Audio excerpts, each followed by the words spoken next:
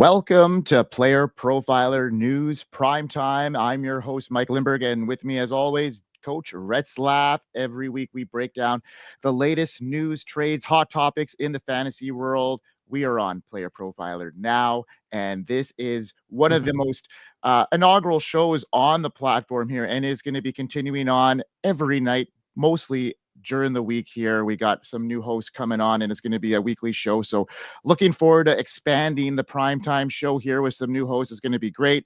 Jeremiah is here as always with me. We're going to be the tandem that brings you a Monday night focus. And tonight we got some stuff going on. Jeremiah, let's get it started, buddy.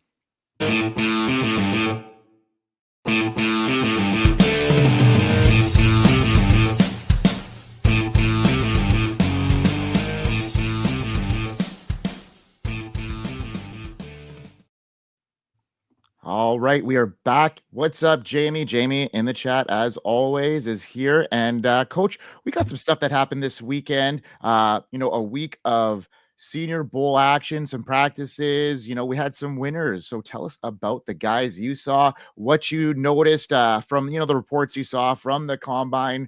We had Biggs on the scene, so you got some, front end news from him. So tell us a little bit more about what you heard and what you think happened at the Senior Bowl. So we also have on playerprofiler.com, if you go and see, Theo Greminger has Super Bowl winners. So he lays out a case for many players. There's some overlap in who I'll talk about, but there's even more depth to that. So absolutely go to the site and read up on Theo's sharp analysis. Let's start off with Jackson Dart, Ole Miss. And what a name for a quarterback. Jackson Dart, come on now. Could not have named it better. The movie Cars, my son watches Cars, and they have such clever names for all the characters. What a clever name that's real for a quarterback.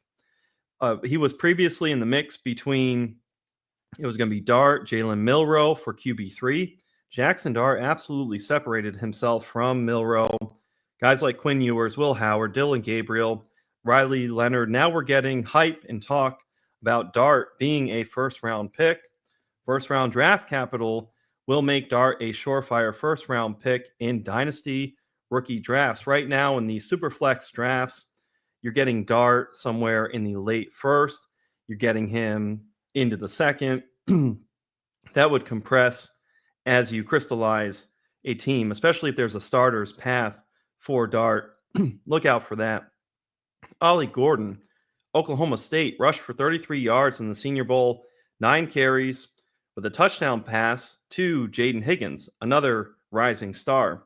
Brennan Booth, a.k.a. Biggs, was at the Senior Bowl, and he comps Ollie Gordon to Braylon Allen. From watching Gordon, his style of running is that of just, I'm bigger than you. He has a very excellent way of falling forward on his rushes, which coaches love to see. That's one thing that I like to track on running backs. Are they falling forward? Are they gaining momentum and chopping off yardage? If it's 2nd and 10, I want 2nd and 9, 2nd and 8, bare minimum. When Gordon gets momentum, it's even better than that. 880 rushing yards and 13 touchdowns in 2024. The prior season, his penultimate college season, 1,732 rushing yards, 21 touchdowns in the sophomore year for Ollie Gordon. So the narrative is simple on him. Gordon went off his sophomore year, would have been the top of his running back class, and now he's had a drop, making him have to show out more during this draft cycle in what is a deep running back class. Guys like R.J. Harvey, Devin Neal, Dylan Sampson. There's plenty of names that just roll off.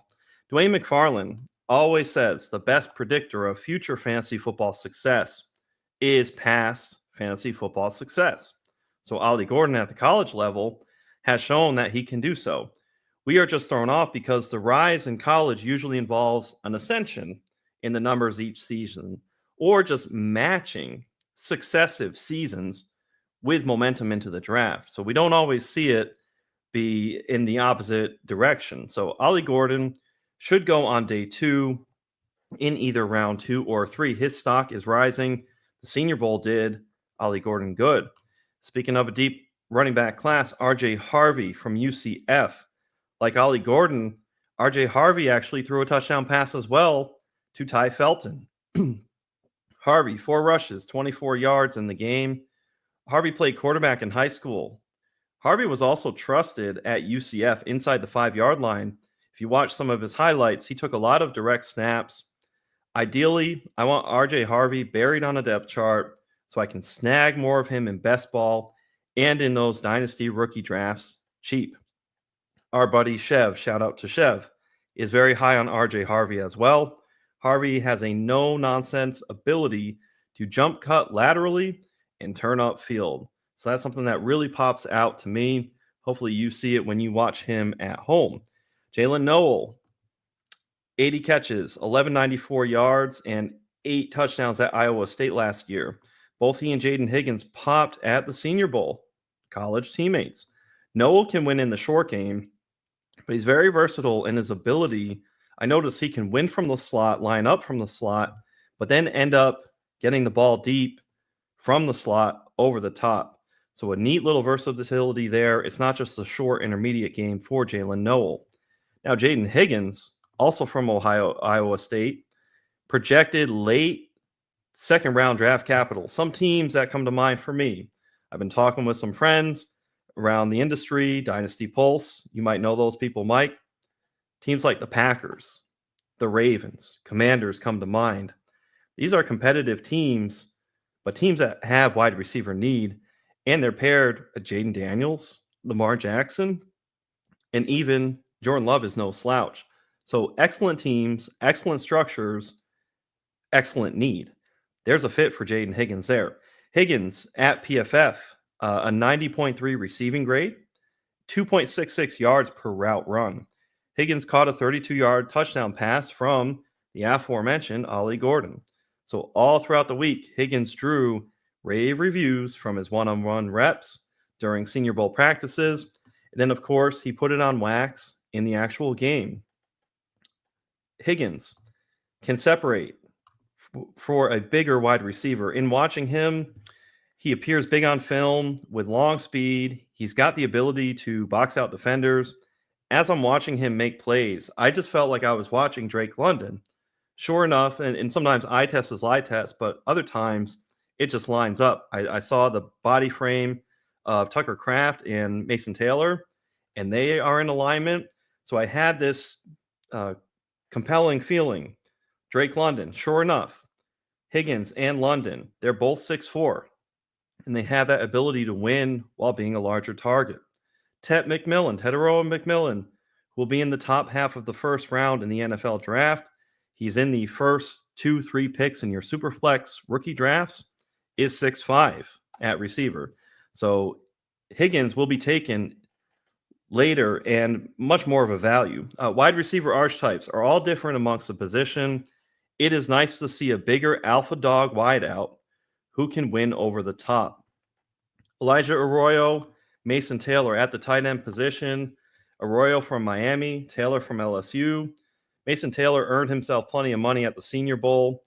After Tyler Warren, Colston Loveland, Harold Fannin Jr., there was a lot to like about this tight end class. We got to see it on full display with Arroyo and Mason Taylor at the Senior Bowl.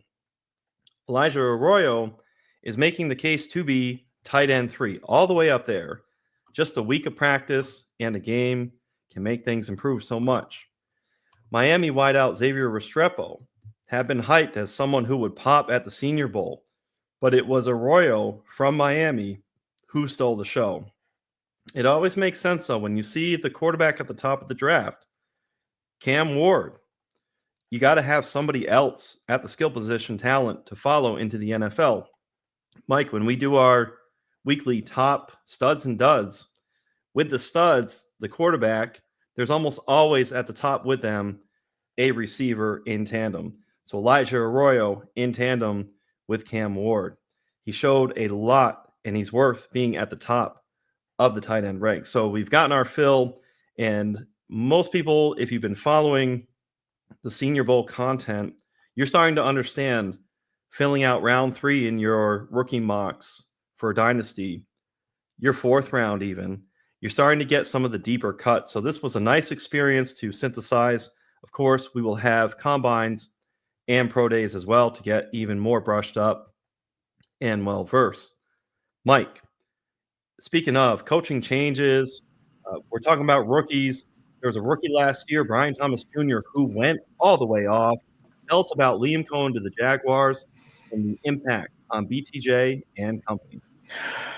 Well, I mean, this is a really intriguing move. You know, a lot of people thought that Ben Johnson would be the guy that went to the Jaguars, and this is kind of a good consolation prize, in my opinion. You know, the Jags are ending a very pivotal year, 2025, and Liam Coen is now going to be the head coach, the former offensive coordinator for the Buccaneers, the system that helped the Bucs rank near the top of the league the last year in both total yards, points scored. Notably, he guided Baker Mayfield to a career best season. So for the Jags, Cohen's arrival could spark some much needed improvement in the offense that ranked 25th in total net yards, 26 in points scored last season. But obviously, Trevor Lawrence was banged up for a good majority part of that. But Travis Etienne, Brian Thomas Jr. on the roster, these are potential fantasy studs. And I think they have a promising outlook, but I'm definitely going to temper my expectations to be a little bit more realistic because I was really high on this Jags team headed into this year, and we know what happened. So I'm still very optimistic about this situation. Cohen adds a lot of offensive mind here. So Lawrence's fantasy stock is one of the more intriguing ones under Cohen. While he's never posted a top tier fantasy season lately, he still has the potential, given the changes in Jacksonville. His career best 18 fantasy points per game in 2022 could see an uptick if Cohen's guidance is receptive. So under Cohen, Baker Mayfield produced a QB4 finish, 22 fantasy points per game, career highs across the board. So I could see Lawrence seeing a similar boost. If he could stay healthy, it could vault him into that QB1 territory immediately, making him a solid QB2 with some upside. Jacksonville's receiving core, well, we know Brian Thomas Jr. He's been, the talk of this year. He still looks poised to, continue his ascent after that stellar rookie season, despite that lackluster quarterback play. He did that with Mac Jones. Thomas averaged almost 17 fantasy points per game, finishing inside the top 12 already as a rookie. So this Cohen system, it focuses on improving route usage and maximizing player strength. So Thomas could easily develop into a top 5 fantasy receiver. Christian Kirk, who saw consistent slot usage in recent seasons, could benefit as well, potentially finishing with a high wide receiver 3, wide receiver 2 upside, depending on how much Cohen leans on his ability and the backfield. The situation is much more murky.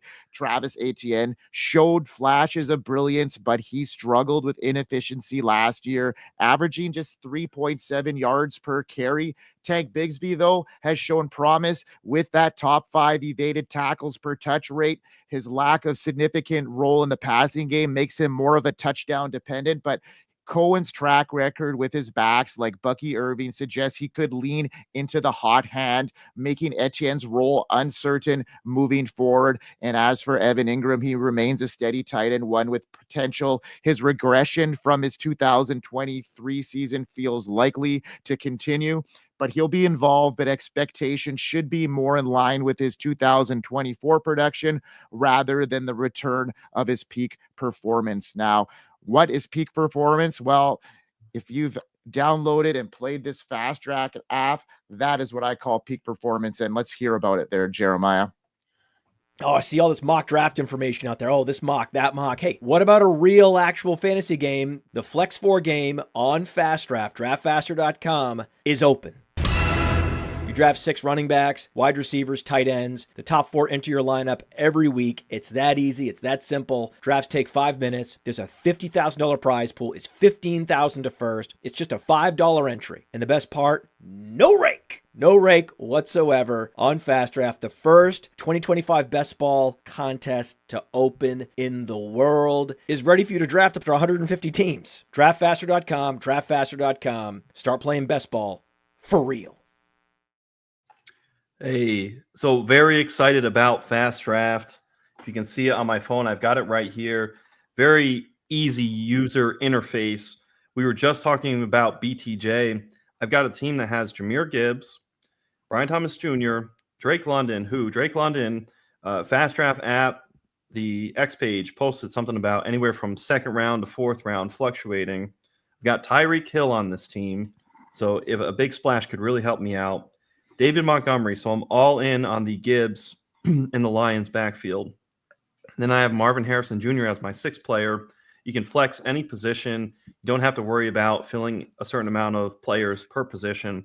The beauty is I was able to put this into an order, and it just drafted for me. This is the team that I have based on the pre-ranks, and now I'm going to put in a batch of orders for drafts so that I will have my ranks adjusted, and it'll spit out the team. I don't even have to be there during the draft. So that's one of the beauties of Fast Draft. So absolutely get out there. Next up, Mike was talking about the benefit of the Jaguars. Let's talk about Chip Kelly. He leaves Ohio State to be the Raiders' offensive coordinator. Chip Kelly, great success, helped Ohio State win a national championship. So you reached the peak. So what is there left to accomplish? Recall as an Eagles head coach, Chip Kelly, 27-21 as a head coach, and then 2-14 with the 49ers in 2016. Kelly wants another crack at the NFL. A lot of sentiment gathered over the years that Kelly was too progressive for the NFL at the time and would now thrive. The Raiders are currently quarterbackless. The 7th overall pick in Shedeur Sanders being selected seem to be aligning.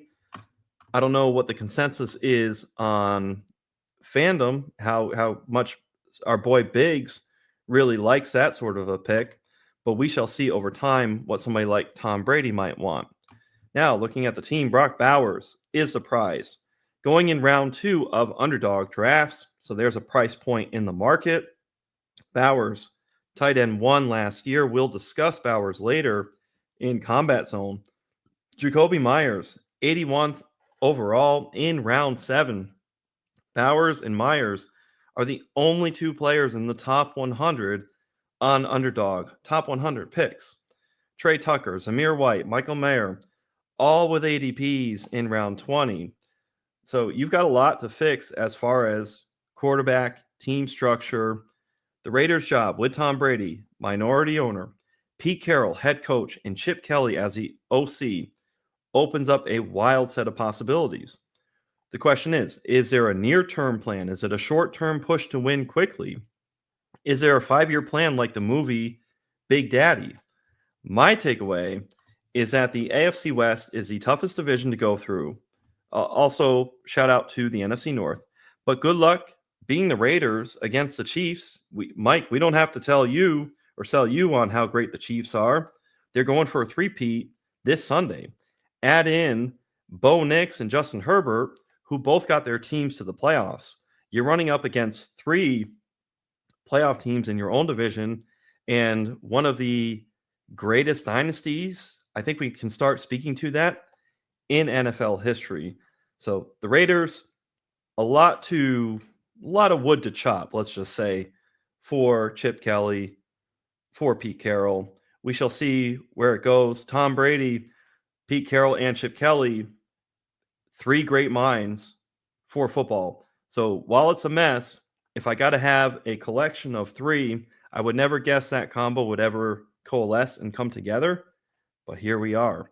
Now, speaking of some names and minds that we didn't think would ever coalesce, but did, Schottenheimer.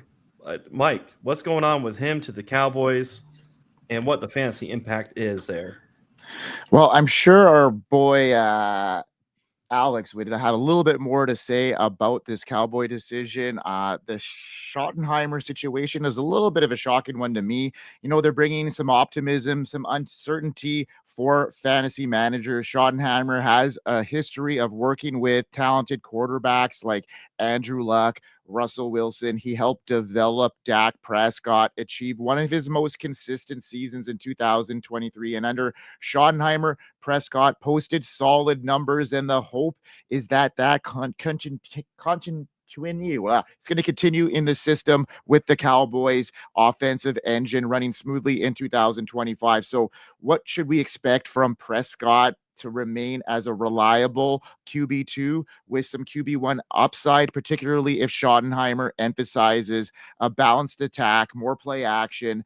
I'm looking to, for CeeDee Lamb to be that clear alpha once again in the passing game. We know that CeeDee Lamb is pretty much matchup proof at this stage of his career. His 2023 season saw him finish as, the wide receiver one, and 2024 didn't look so hot, but I'm expecting them to come a little bit back to life here with some new blood in the coaching staff here. So given the uncertainty surrounding the Cowboys running situation, I think it's highly likely that they're going to draft a running back in 2025, especially with Rico Dowdle. We're not sure what he's going to do in free agency, and the Cowboys have a clear need for a dynamic workhorse back. And the 2025 draft class is loaded with talent. You mentioned that earlier in the show here. So a couple guys that would look really good in that Dallas Cowboy uniform. A lot of we can, salivate over a Genty or a Hampton, Caleb Johnson. All these guys are kind of in that range that, could potentially be there. But near the end of that first round, we'll see what happens. So I'm excited to see what they do. Schottenheimer and, they have that offensive line coach, Clayton Adams. They'll likely want to be back and have an immediate impact, similar to how they impacted James Conner's role in Arizona under Adams' guidance. So I think that the Cowboys could have a little bit more emphasis on their running attack. And in the draft, I'm expecting them to have some value there. Schottenheimer's past success with running backs like Chris Carson, he finished as the RB2 in Seattle. It hints that the Cowboys could quickly establish a strong running offense. Depending on the draft pick, fantasy gamers may need to adjust their expectations for Rico if he does come back, but I'm expecting them to draft somebody here and be an automatic starter from the day one out of the gate. But, despite the optimism, there are reasons for caution, though. Schottenheimer has had success early in his stints with other teams, but his offense tended to sputter out towards the end of the season. So the late season slump could impact the fantasy value, not just for Dak, but for CeeDee Lamb in the running game. So something that we got to be monitoring, but some optimism here in Dallas moving forward. And if you all are enjoying the show, don't miss out on more exclusive content. We're busting out tons of stuff on the Player Profiler website. So visit us there on playerprofiler.com/news. Follow us on Player Profiler now. We are very close of getting to that 1,000 subscriber range here. So we definitely need to get there soon, folks. So hit that bell, hit that subscribe, get on it. We're almost there, and it's going to be a celebratory day when that does happen, Jeremiah. Now, let's continue on with the show here. It is time for Bullish and Bearish. Let's go. 0-1.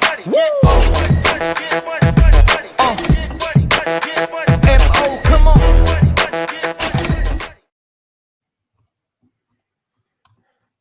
All right, Bullish and Bearish. Mike, can you hear me? Bark twice if you're in Milwaukee. You hear me good? I can hear you good, man. Yeah. Okay, beautiful, beautiful. So Bullish and Bearish, I'm going to be bullish this week. We always talk about psychology. You see green, it gives you dopamine. Bo Nix beat the Bo Mid allegations in his rookie season for 2024. Bo Nix, QB8 last season. A lot was made of his 12th overall pick in round 1 of the NFL draft. Sean Payton got his guy, no matter how obnoxious we thought Sean Payton was.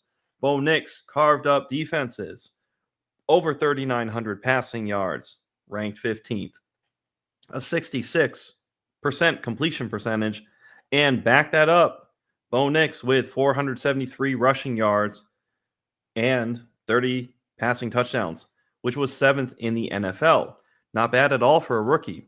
19.1 fantasy points per game made Bo Nix the perfect QB2 in Superflex leagues, yet he paid off as a QB1. Remember, you were able to get him late in the first round, maybe even early in the second in rookie drafts. A perfect bargain, and especially it was not fair for teams that were better, teams that were loaded, had won the ship, and then just got to add somebody like Bo Nix. So the effects of that are still going to be felt across league structures. Bo Nix was 8th in best ball points added with 45.1. We're into best ball season. We'll be talking about that plenty. Bo Nix is a lot more expensive in best ball this year than he was last year. Bo Nix, 9th in fantasy points per drop back, 0.56. You love to see it. 7th in passing touchdowns we spoke to with 30. 5th in pass attempts, just under 600 with 589. So Sean Payton trusts Bo Nix. It wasn't all slant passes, as Bo Nix was 3rd in deep ball attempts. So think about that. Here is where Nix cleans up and makes me think he can have year-over-year fantasy goodness, even if his 66% completion percentage drops. Bo Nix was 5th in carries, 9th in carries per game, and 5th in red zone carries, 8th in rushing yards, and rush for 4 touchdowns.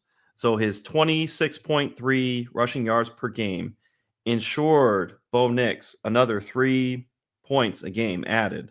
Now mix in those touchdowns, and you're looking at close to 9 to 10 points on a given week, and that's where you can have some spike weeks from the ground game in tandem with the passing game. The case can be made that anyone wants to claim that Bo Nix is a system quarterback. However, it is irrelevant if Nix follows the scheme, the system, and the structure provided to him. It becomes irrelevant. Jaden Daniels is in a stratosphere of his own, but there is some parallel between Daniels and Nix's current situation, as both of them are dealing with, this is Daniels and Nix, likely their worst supporting cast.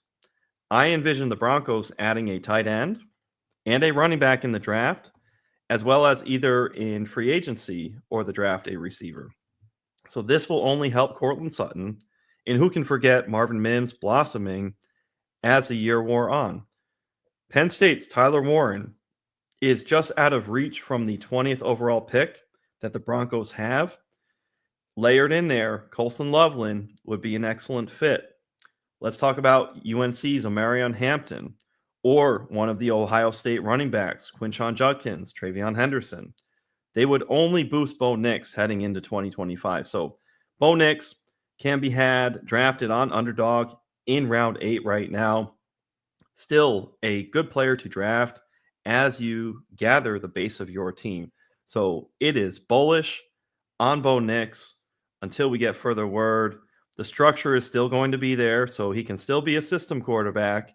And while he's a system quarterback next year, thriving in fantasy football, he's only going to have a better supporting cast around him in 2025. Mike, you're bearish on D'Andre, not so Swift, headed into 2025. Tell us more. Well, let's get into, hold on here. We got a couple questions in the chat that I want you to answer here. We have Chev in the chat. What's up, Chev? Bo Nix ADP or Caleb Williams ADP? So what are we sitting at right now? You're going to pull up the Underdog real quick here there, Jeremiah. Let's get this answered here. Oh, yeah. Bo Nix 87, Caleb Williams 103. Caleb Williams provides absolutely the better value. I would just challenge and push back that the team structure, when you're building Broncos or you're building Bears, hey, build a bear. It's a relevant price point. You want to get your guys. One thing I've noticed between, and granted, there's more value from an arbitrage standpoint with Caleb. Naturally, we believe in the ascension. Great question, Chev. At 103 versus 87, you're just getting 16 spots of ADP goodness, almost a round and a quarter, right? But the nice thing is, in these drafts, you'll notice if you've been doing Underdog drafts, quarterback goes like that. So you really need to go and get your guy. Bo Nix allows in the 8th round for you to set up your team and click him, cap him with a stack. Same thing for Caleb Williams. So based on pure price point, it is Caleb Williams. Caleb Williams is being drafted as a QB 12 to Bo Nix's QB 7. So it's very funny. Bo Nix is being drafted closer to where he finished last year.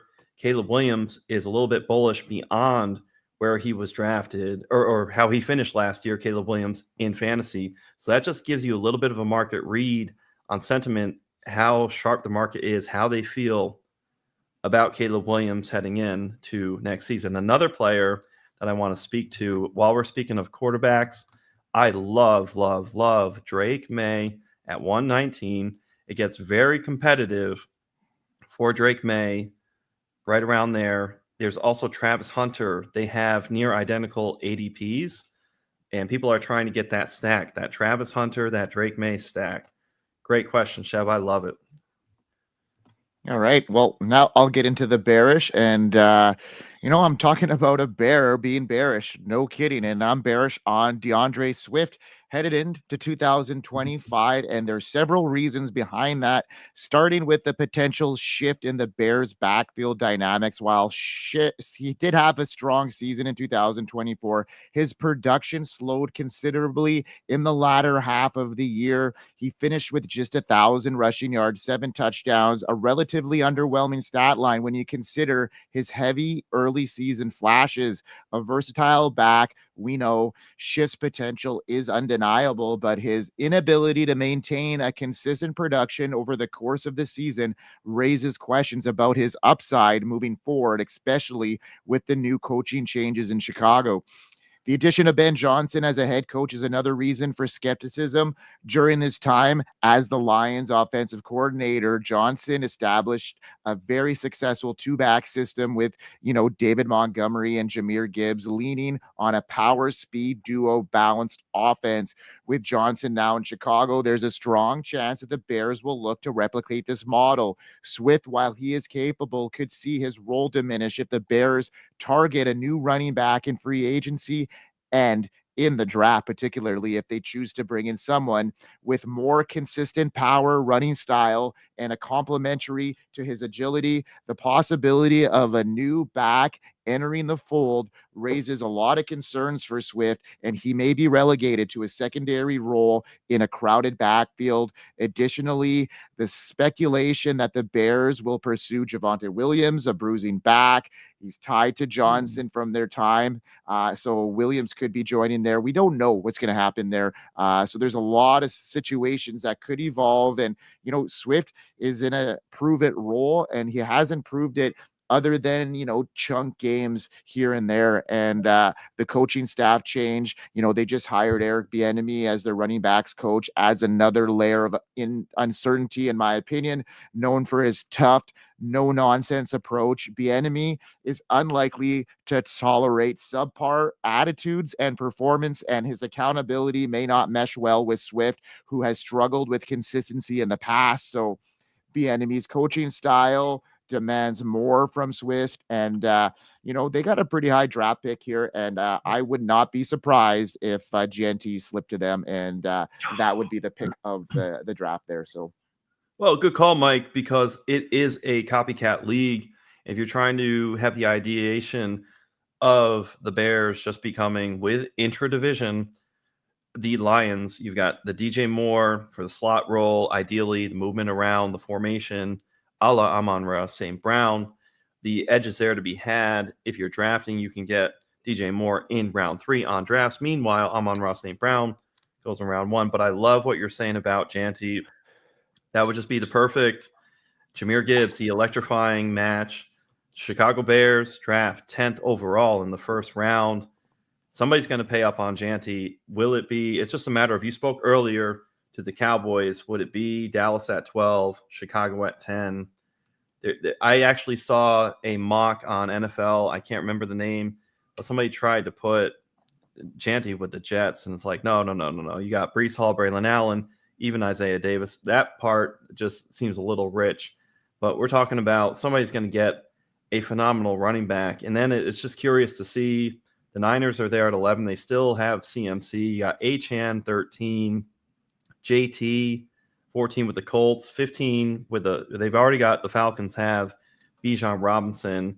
It'd be interesting to see, in the event that the Bears and the Cowboys skip out on Ashton Janty, if a team would happen to trade up. So great call, and you're getting me excited, Mike. Absolutely. Sweet dog. Well, let's move on to, Coach's Corner and Chef's Tables. So Super Bowl Primer, let's go.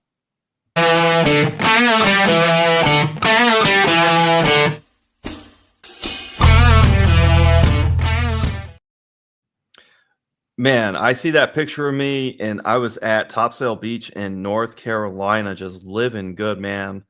Just memories right there. Just a little aside for the audience.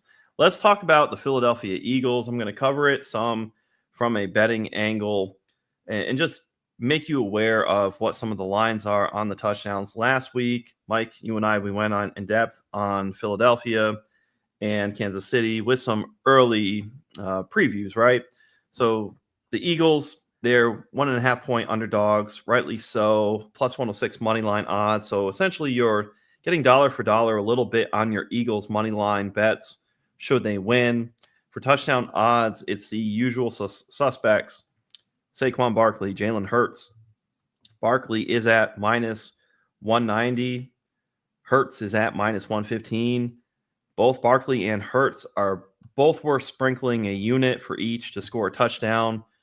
With Barkley at minus 190, it may be worth laddering a small bet on 2 touchdowns for Barkley. And chances are back-to-back games with 3 touchdowns are very low, particularly against the Kansas City Chiefs defense. I don't think the Chiefs are going to got for 3 Barkley touchdowns versus the Washington Commanders. So there's a comparison of defenses there, which I know, Mike, you'll speak to how good that defense is for the Chiefs. Barkley's 2 touchdown odds sit at plus 280. Another way to play Barkley for a touchdown is an anytime first half touchdown score, plus 135. So you're flipping the minus 190 to plus 135. Of course, you're chopping off the back half of the game. But if you subscribe to the Eagles playing to get up and Barkley being involved early, you can get these better odds with the mindset that the Eagles will be competitive in the first half and not be in any type of catch-up mode and have to throw. So it might be more run guaranteed offering in the first half for Barkley. So that flips the payout big time versus the minus 190 line for Saquon Barkley. For the receivers, A.J. Brown at plus 175. It had been plus 180. So there's just a little bit movement there. Devonta Smith at plus 230. This is for an anytime touchdown. This just reflects the confidence in target share near the red zone in favor of A.J. Brown. Brown came away with a touchdown pass in the NFC Championship game versus the Commanders. Chances are there won't be more than 1 touchdown to split between Brown and Smith. A same unit bet for each would be a wise way to split expectations. Later in the week, we'll get the receptions and receiving yardage props that'll drop. Those, I think, will likely present more value. Dallas Goedert at plus 320. The sports books are telling us the football will cross the plane with either Saquon Barkley and or Jalen Hurts. The Eagles were 32nd in team pass plays per game in 2024. So the path to this game will be through the ground for the Eagles. It's what's gotten them here. The game has a 48.5 over-under. It makes some of these touchdown lines very tempting. I would practice caution, though. Know your units and stick to them. Will Shipley, Kenneth Gainwell, plus 1,200 odds for a touchdown. Gainwell presents a better value with any knowledge of health. Gainwell has that role and trust. Will Shipley only came in for an injury and was there late in the NFC Championship game. Of course, Shipley banged in what could have been Saquon Barkley's 4th touchdown. Paris Campbell, E.J. Jenkins, the longest odds. They were plus 6,500 a few days ago. They're now plus 7,000. Save your money. These are lines, anytime touchdown scores for Paris Campbell, E.J. Jenkins, that will look to take advantage of even the more casual gamblers during Super Bowl week.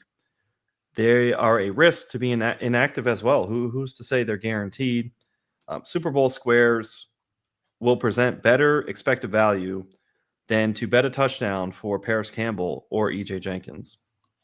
I expect, though, and predict the Chiefs are going to win, but the Eagles have all the makings of a team that can withstand the Chiefs in all 3 phases of the game. The problem will present itself when the game is close at the end If it is close, within one score, you can forget about it. The Chiefs will pull it out. Mike, tell me about the Chiefs side of this game. It brings me great pleasure to do so, Jeremiah. Well, you know what? I just think that I'm going to be keeping an eye on several players headed into this game. And while obviously all the spotlight, as always, is always going to be on Patrick Mahomes, this centerpiece to the Chiefs offense.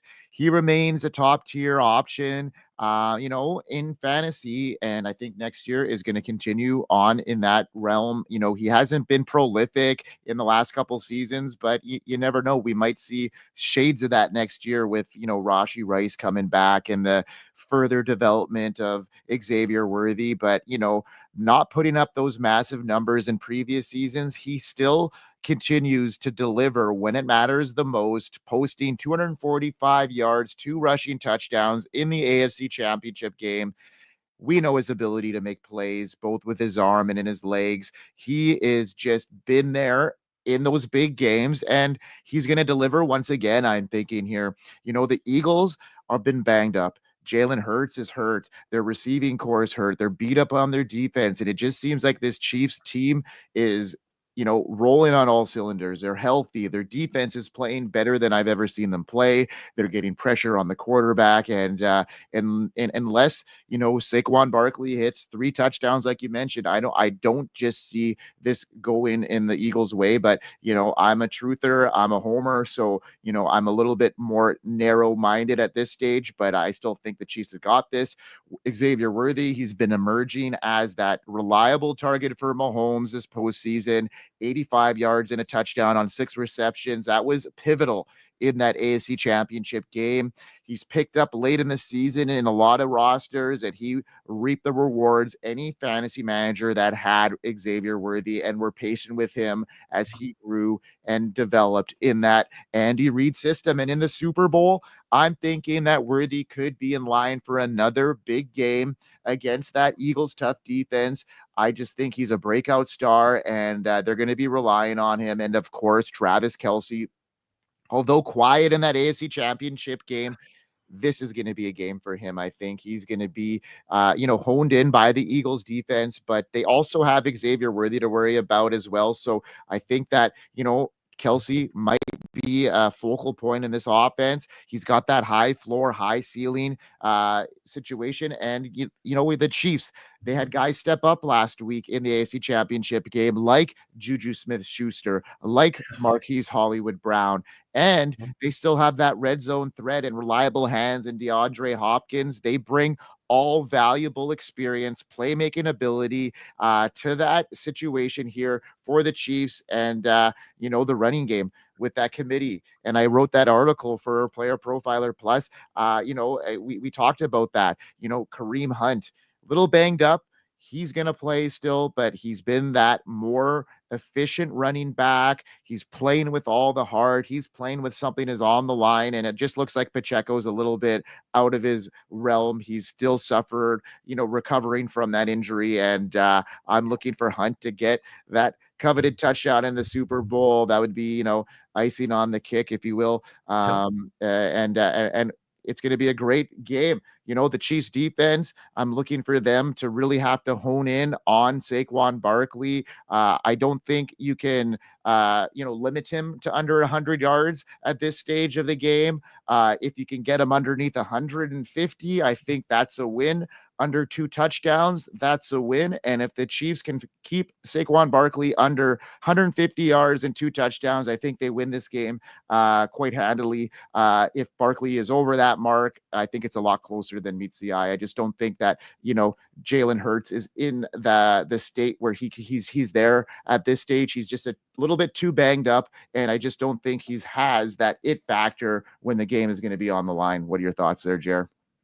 It's funny. It's almost like if we could have a rope-a-dope on the Chiefs defense towards Saquon Barkley, if there's a team that could rope-a-dope Saquon Barkley, it would absolutely be a team like the Kansas City Chiefs with their defense. It's funny enough, as you spoke towards Isaiah Pacheco, one sentiment on the market on Underdog, you can't give away Isaiah Pacheco in drafts. I am repeatedly, it's like hot potato. Right now, ADP at 82 overall. He's been in the 70s. He's dropping Isaiah Pacheco. Pacheco will go 25 picks past ADP. Nobody wants him at all. And to your point, hopefully Kareem Hunt, it would be so nostalgic for him back in the Super Bowl. Remember how down he was? I remember he got pulled over, Kareem Hunt, and he had, maybe it was something with alcohol. He's off to the side of the road. And I think he mentioned something about, hey, I should be back in Kansas City. So really cool to see the revival for him in his life to come back full circle to Kansas City. And I know it killed and ached at him to see the team win a Super Bowls without him.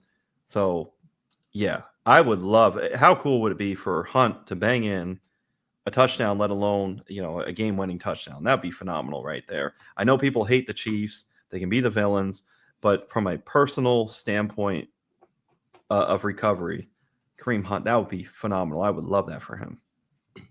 Me too. I think it's a great situation. Now, Jeremiah, it's always our fun segment here. We like to battle it out every once in a while. Even though you're one of my best friends, I'm going to have to, kick it to you a little bit here. So let's go, buddy. Let's get into some combat zone. What are we battling this week, my man? Let's see. It's go time. It's go time. It's go time. We going up. We go. We're talking Trey McBride. We're talking Brock Bowers. Just 13 points difference between the two. Brock Bowers ends up as the tight end 1 in the rookie class. Trey McBride, or in his rookie season, also the rookie class for Brock Bowers. Trey McBride, the tight end 2. Give me Trey McBride, though, heading into 2025. McBride offers ADP upside right now compared to Brock Bowers. Brock Bowers is going in the mid-second. On Underdog, McBride is going near pick 30. Overall, in the middle of round 3. So you're getting double ADP discount with Trey McBride. So if they're close enough and you're getting that much of a gap in ADP, sign me up for Trey McBride. They're in the same tier. In 2024, McBride was first in target share. McBride second in target rate, second in slot snaps, and first in route participation. McBride can move around the formation as needed, which helps keep him on the field. Hint, moving around the formation, Mason Taylor is about to be a thing in this rookie class. So just when I hear movement around the formation, I got to speak about some other talent. That's just a side note. McBride was second in targets with 147, second in receptions with 111. 111 receptions as a tight end? Absolutely. McBride, second in receiving yards with 1,146. Third in yards after the catch. Trey McBeast, second in fantasy points per game with 15.6. First in expected fantasy points per game. So there was more baked in there over Brock Bowers for expectation. McBride, third in best ball points added with 101.3. I just spoke to best ball points added, and you can get double the price cheaper McBride than Bowers in drafts. Again, click, check for McBride. McBride was fourth in yards per route run with 2.42. At DD Fantasy Football, the Trinity score. All right, shout out to Ray, Scott, and everybody there. Much love to all of you. The Trinity score measures tight ends and receivers and helps predict future production. So Trey McBride ended up with a 7.64 Trinity score, while Brock Bowers had a very nice 6.9 Trinity score. What goes into the Trinity score is air yard share, target share, yards per route run, a few other metrics, proprietary, right? So I spoke to earlier, 249.8 fantasy points for McBride to 262.7 for Brock Bowers. It's just a meager 13-point differential there. Trey McBride, 4 total touchdowns. Brock Bowers, 5. We're talking 2 more touchdowns for Trey McBride. Of course, there'd be the reception that counts and maybe a little bit of yardage. And then we would be talking about Trey McBride as the tight end 1 over Brock Bowers. People are putting the stratosphere on Brock Bowers respectfully. It's with full respect. Trey McBride, though, is in the same stratosphere. So if you're going to give me differentiated stratospheric prices when they're both in the same stratosphere, same tier, absolutely, I'm going to be scooping up like Pac-Man, Trey McBride. So the difference is razor thin. Give me that. McBride's going to be in the same offense. Bowers will have to adjust to. We spoke about Pete Carroll avoiding a sophomore slump. I'm not nervous about that, but these are all factors. Add into all of this, I can get that Trey McBride much later. Sign me up for Trey McBride. Mike, what do you got to say about Brock Bowers? Well, I think you are comparing the two for that tight end one spot, and I think the gap isn't as narrow as you think. I think that it's a little bit further apart, and to me, it's clear that Bowers has got that advantage. He's got it in the terms of age. Henry next season, he's just 22. McBride will be 25. While McBride is a very talented player, no doubt. I mean, it's been well documented that I've been very high on Trey McBride for 2 years now. I think he's my tight end as my go-to guy on the Player Profiler website. So I love Trey McBride, but when I see somebody outdog him, that's what I'm going to say here. And that's what Bowers did in the early stages of his career. He's already shown that level of dominance that McBride has yet to reach. His record-breaking college numbers, including 112 receptions, 1,200 yards, and 5 touchdowns this year at just 22 years old, are just a testament to his elite potential. He's got the ability to be a cornerstone player in fantasy for the next decade, which makes him the clear choice as the tight end one. They have respectable college careers, the two of them, but Bowers played 3 full seasons at Georgia, consistently proving himself as one of the best tight ends in the country. McBride, on the other hand, he spent 4 years at Colorado State, but missed a full season and was limited his first year. McBride had a strong NFL start, but his trajectory has been slower. He's only now becoming that full-time player that he was projected to be. Meanwhile, Bowers, his ability to shine in both college, his rookie season, despite having a revolving door of quarterbacks, speaks volumes about his talent. Long-term upside of Bowers in terms of his youth, proven production, it just outweighs McBride's accomplishments so far. And in a statistical perspective, Bowers' advanced metrics suggest he's ready to make a huge fantasy impact with even a less than ideal offense. He posted impressive numbers, averaging 74 receiving yards. McBride was impressive in 2023 and in 2024, but he has shown inconsistencies, notably the lack of touchdowns. We talked about that. It took him how many weeks to get that one touchdown? And I just don't think Kyler Murray has been able to see over his offensive line enough to get, that production, and they're going to be able to, see that coming. Marvin Harrison Jr., yes, he's going to progress, but McBride is going to have to really come in and score a bunch of touchdowns, because I just think Bowers is going to have that opportunity down the line. So big things for both of these guys. I think that the path is a little bit more set, and I think the total dominance that Bowers has shown and the upside in touchdowns, I think that is going to continue with a better offense. And I just don't think Kyler Murray is the quarterback that's going to propel Trey McBride to that next level with the touchdowns. Well, to your point, Kyler Murray, the caveat, the counterpoint would be, what's it going to be for the Raiders at their quarterback position? But the cake has baked very well. Mike, you're a chef for Brock Bowers to this point. So past production, we're not really worried about Brock Bowers. I can see exactly what you're saying about the Cardinals with Kyler Murray. These same questions will have to be answered in regards to Marvin Harrison Jr. So you have Trey McBride, Marvin Harrison Jr., absolutely. I'm very interested in the scope of where things are going in the tight end market. It's going to be Bowers. It's going to be McBride. We could probably set our watch to the fact that in 2026, you and I could have a combat zone on these two. 2027, the same thing. I think it could be successive year over year. I'm just now psyched and amped to see, can Tyler Warren, can he become that next guy? Can he become a third and expand out onto the tight end position as far as the top dynasty ranks? So that was a very good battle. I really liked it. It's funny, Mike and I flipped a coin for Jahmyr Gibbs, Saquon Barkley. We could have easily acquiesced and swapped these two. And that's how you know you're dealing with some deep and good core talent. So very nice, Mike.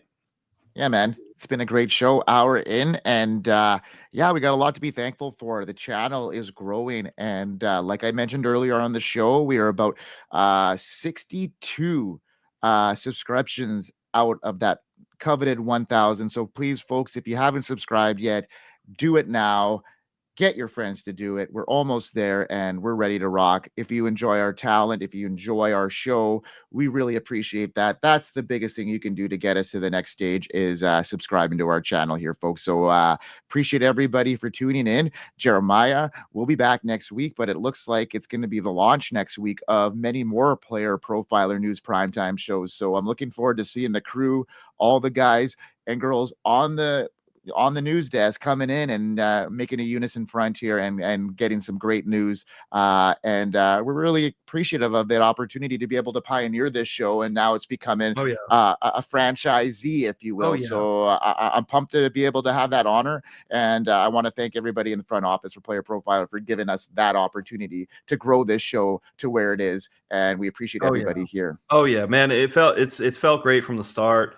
Just our little back and forth, the little segments that we have. It's been a whole lot of fun.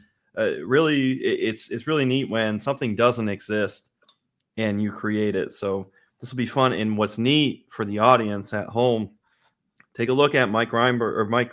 I'm used to calling you Grindberg. It's Lindberg. All right, Grindberg. He's always grinding. Chiefs fan here.